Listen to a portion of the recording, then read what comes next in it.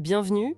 Aujourd'hui, on se penche sur une série de documents assez intéressants concernant le lancement d'Eleven V3.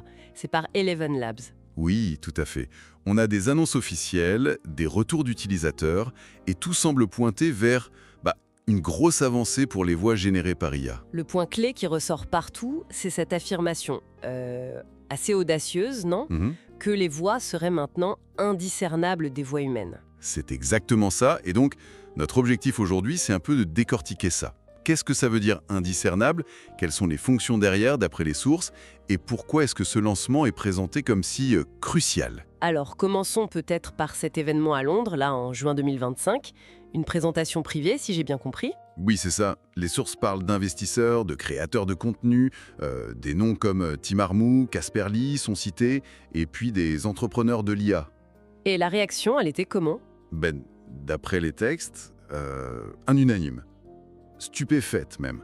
On lit que les voix arrivaient à capter les émotions avec une précision déconcertante. C'est le mot utilisé. Précision déconcertante.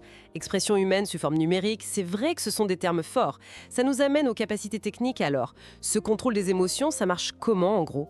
Alors, le système repose sur des balises.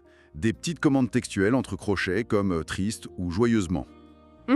Et ça permettrait, selon la doc, de guider non seulement le ton, mais aussi la façon de parler, genre chuchote ou crie, et même des trucs comme rit, soupir, tousse. Montrer ça, non? Avec la colère, la toux. Oui, celle de Jarod's Journey. Il teste justement ces balises, même les hésitations, genre et il dit que c'est un grand pas vers plus de réalisme, et surtout plus de contrôle pour l'utilisateur. Et comment ça s'articule avec les autres nouveautés, le multilinguisme, le mode dialogue? Cette expressivité, elle est présentée comme centrale, notamment pour le mode dialogue, qui permettrait de faire converser plusieurs voix IA de façon fluide. Fluide, c'est-à-dire? Qu'elle partagerait le contexte et même l'émotion de la conversation. Et cette même expressivité, on la retrouverait dans toutes les langues supportées. Justement, parlons-en des langues. On passe de 33 à plus de 70, c'est ça? Oui, plus de 70. Ça couvrirait plus de 90% de la population mondiale, d'après eux. Et le point clé, c'est pas juste le nombre. C'est-à-dire? C'est que quand on clone une voix, elle garderait son expressivité, le ton, les pauses, les rires, dans toutes ces langues. En gros, l'idée, c'est de cloner une personnalité vocale, pas juste des mots. Je vois. Ce qui nous ramène à cette idée de voix indiscernable. Les sources insistent vraiment là-dessus. Oui, pas juste proche ou réaliste, mais indiscernable. Et c'est là qu'ils évoquent la fameuse vallée dérangeante, l'Uncanny Valley. Ah oui.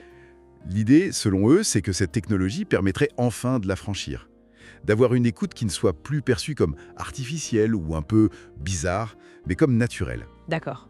Bon, si on accepte cette idée de réalisme poussé, quels sont les utilisateurs visés? Quels sont les cas d'usage mis en avant? Alors, il y a deux grandes cibles qui ressortent. D'abord, les créateurs de contenu. Podcasters, youtubeurs. Exactement, podcasteurs, vidéastes, ceux qui font des livres audio. Pour eux, la promesse, c'est des voix off naturelles, qui transmettent bien l'émotion et qui peuvent toucher un public mondial grâce au multilingue expressif.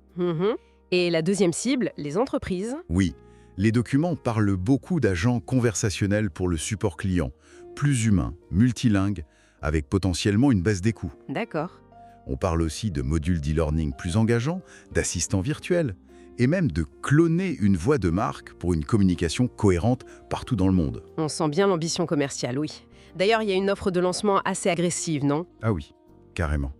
Une réduction de 80% est mentionnée un peu partout, mais attention, c'est limité dans le temps, jusqu'à fin juin 2025. D'accord, fin juin. Et c'est précisé que ça concerne les utilisateurs self-service, donc ceux qui passent par l'interface web classique, l'UI. Il y a un côté un peu urgence mis en avant. C'est noté pour ceux qui voudraient tester via le site. Et pour les développeurs, ceux qui veulent intégrer ça dans leurs propres applis, l'API, elle est dispo? Alors, l'accès public à l'API est annoncé pour prochainement, pas de date précise, mais c'est dans les tuyaux. Pour un accès anticipé, il faudrait contacter leur service commercial d'après les sources. Bien. Bon, si on résume rapidement les points clés de ce qu'on a vu dans les sources, Eleven Labs lance V3 avec cette affirmation très forte de voix indiscernable. C'est ça, avec comme capacité mise en avant le contrôle fin des émotions via les balises, le multilinguisme qui garde l'expressivité et ce mode dialogue multivoix. Les applications visent à la fois les créateurs et les entreprises. Tout à fait. Et il y a cette offre promo de moins 80%, mais seulement jusqu'à fin juin via l'interface web. Exactement.